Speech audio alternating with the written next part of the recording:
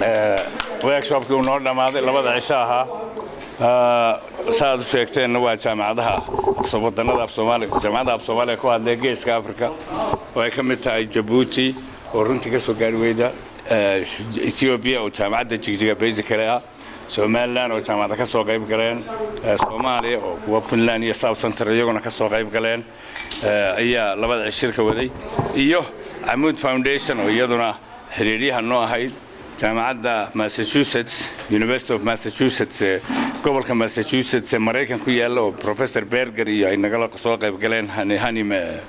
Toma oo iyo God oo isna xiriiriyaha noo ahaa waxaanu labada cisho si weyn u lafaguraynay tayada iyo qorsheynta jaamacadaha loo sameeyay tayada jaamacadaha sidii kor loogu qaadi lahaa waxbarashada gaar ahaan dhinacyada xagga macallimiinta tayadooda aqoontooda kor loogu qaadi lahaa iyo xajisantooda macallinku way dhib yartahay macallin shahaado sare haysta inaad hesho laakiin sidii loo xajisan lahaa ee macallinka adigu hayn lahayd ugu raagi lahaa jaamacadda ayaa muhiima qorshaha mustaqbalka saan isaga kaashan lahayn waxyaabaha kale loo baahan yahay oo soo hadal qaadnay walow ay taasi ka muhiimsanayd oo ah tasiilaadka ama facilityka ka jira meesha iyo badanaba waxaan la yiraahdo iyagana laftooda maaliyadda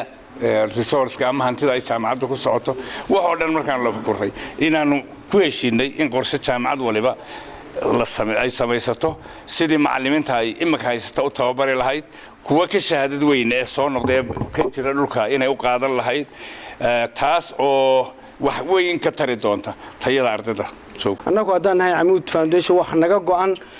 inaan wixii karaankayaga la qabano walaalahayaga Soomaaliyeed meel kasta ay joogaan tan waa tii ugu horeysay go'aana waxay naga tahay wixii aan ku tara waxbarashadu waxa ay kulaas gareeya qofka bili aadanka xuduudna ma laha marka annagu way naga go'an tahay anigoo ku hadlay magaca boardka Amoud Foundation iyo donorskayga lacagtana siiya oo aan ahayn dawlado qof walba oo muslina oo muxsina oo North America degan annagoo ku hadlana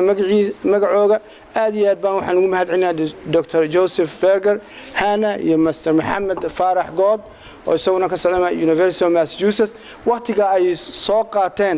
ay waqtigoogii isku soo dhibeen inay halkan yimaadaan inay wax nala qabtaan aad iyo aad baan ugu mahadcelinaynaa waxaan u mahadcelinaynaa jaamacadaha soo aimay invitation kan u dirnay oo Professor Sulaiman oo aad uga shaqeeyay 3 sanadood bay nagu qaadatay waxaan Ilaahay ka baryaynaa hadii Ilaahay yiraahdo inay 3 sanadood kale nagu qaadan intaan soo noqon lahayn waa inay naga go'an tahay mar koowaad mar labaad mar saddexaad inaan dadkayga annagu wax u qabano meel walba ay joogaan marka dambe insha Allah waxaan filaynaa in Djibouti iyo Garissa University oo Northeast-kiina ku taalana aan soo casuunaa hadii Ilaahay yiraahdo. Yes, I just want to say that it's been an honor and a privilege to be here working with the good colleagues at Amoud University and the other universities in Greater Somalia. They are doing very important work in very challenging conditions, and we hope that we will be able to make contributions working as partners in collaboration with them in order to improve higher education in a way that the Somali society deserves.